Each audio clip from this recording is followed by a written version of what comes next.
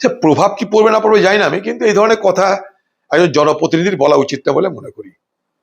মতুয়ারা গলায় তুলসী কাঠের মালা পড়তে পারে, কি করবে না করে এই নিয়ে আমাদের মাথা ব্যথা কি কারণ আছে আমার জানা নাই। আর 2 নম্বর কথা, লক্ষ্মীর ভান্ডারের টাকা মমতা ব্যানার্জির বাবার টাকা নয়, সরকারি টাকা। বাংলার মানুষ আমরা যে ট্যাক্স দিই, সেই ট্যাক্স থেকে সরকারি ঘরে খাজনা জমে, অর্থাৎ রাজস্ব জমে। সেই রাজস্ব থেকে কিছুটা অংশ বাংলার মা বোনদের দেওয়া হয়, যার নাম লক্ষ্মীর ভান্ডার।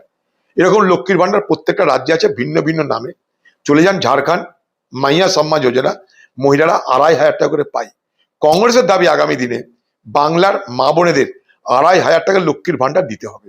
তাই নিয়ে আমরা আন্দোলন করেছি, আগামী দিনে আরো বড় আন্দোলন করব। কিন্তু লক্ষ্মীর ভান্ডার দিচ্ছে বলে বাংলার মা বোনেরা মমতা ব্যানার্জির কৃতদাসী হয়ে যায়নি।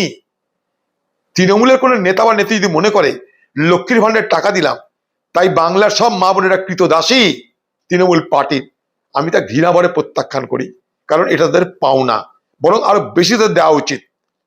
তৃণমূলের নেতাদের তাদের ঘুষের পরিমাণ বেড়ে যাচ্ছে বাজার দর অনুযায়ী, তো তা যদি বেড়ে যায়, তৃণমূল নেতার খরচা বেড়ে যাচ্ছে বাজার দর অনুযায়ী, আগে ছিল মোটরসাইকেল এখন 4 চাকা ছাড়া চলে না, তাহলে বাংলার মা বোনেদের লক্ষ্মীর ভান্ডার টাকা বাড়বে না কেন?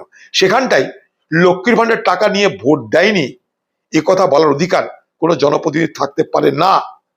আমি এটা খুব বাজেভাবে এটা নিন্দা করতে চাই। এই ধরনের কথা যদি বলে থাকে কোনো জনপ্রতিনিধি, আমি মনে করি তার ভুল স্বীকার করে নেওয়া উচিত এবং তার মন্তব্য প্রত্যাখ্যান করা উচিত।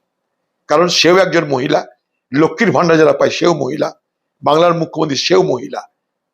তাই গলায় তুলসীর কাঠ পরে, কাঠের মালা পরে লক্ষ্মীর ভান্ডার নিতে আসেন, ভোট দিতে পারেন না, এটা বলার মধ্যে কিন্তু চরম নীচতা প্রমাণ হয় বলে মনে করি।